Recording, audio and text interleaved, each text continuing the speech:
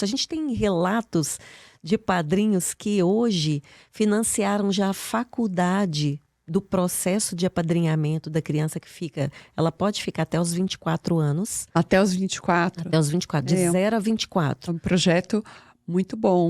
Mas... Que às vezes é muito interessante, porque o jovem chega aos 18 anos e geralmente os acompanhamentos, as ajudas, elas param. E o jovem, ele fica perdido muitas vezes. Exatamente. E o Child Fund, ele não é aquela organização que trabalha até os 16 e fala assim, agora você se vira e pode seguir sua vida.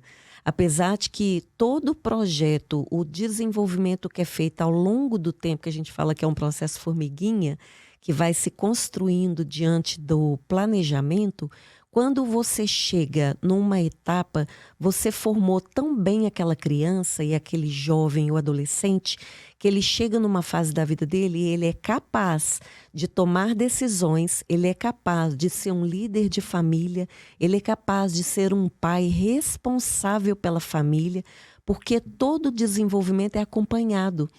Então, ele tem autonomia e a capacidade de se tornar um líder, independente de onde seja, líder comunitário, líder familiar, líder de uma comunidade. É ótimo ouvir isso, porque eu estudei muito sobre programas de crianças que ficam na instituição para adoção, e uma das coisas que ocorre é muito baixa autoestima. E quando acaba o programa, geralmente 18 anos, eles falam para o jovem, olha, agora acabou o programa de abrigo, você se vira. E literalmente é assim. Num dia a pessoa está abrigada, tem comida, roupa, uma caminha. E no dia seguinte, a pessoa está na rua. E é muito triste. Essas pessoas, geralmente, elas têm uma baixíssima autoestima. Porque quando você está formando a criança, é muito importante você estimular, você dar carinho, você dar mensagens positivas. E se a pessoa não vai recebendo esse reforço positivo dos cuidadores, ela vai entrando num processo, às vezes, de depressão. Exatamente. E é muito importante, você falou tudo, você já prepara o jovem. Então, o programa vai até os 24, mas você espera que a pessoa do projeto, com 18 anos, já tenha um desenvolvimento, uma desenvoltura, já tenha capacidade de procurar uma faculdade, uma pós-graduação, um emprego e tocar e constituir uma família. Porque a pessoa abandonada, às vezes, ela repete o abandono, ela é incapaz de formar a família e vocês vão no centro. Bom, eu acho que família é tudo. Mas você falou uma coisa muito importante.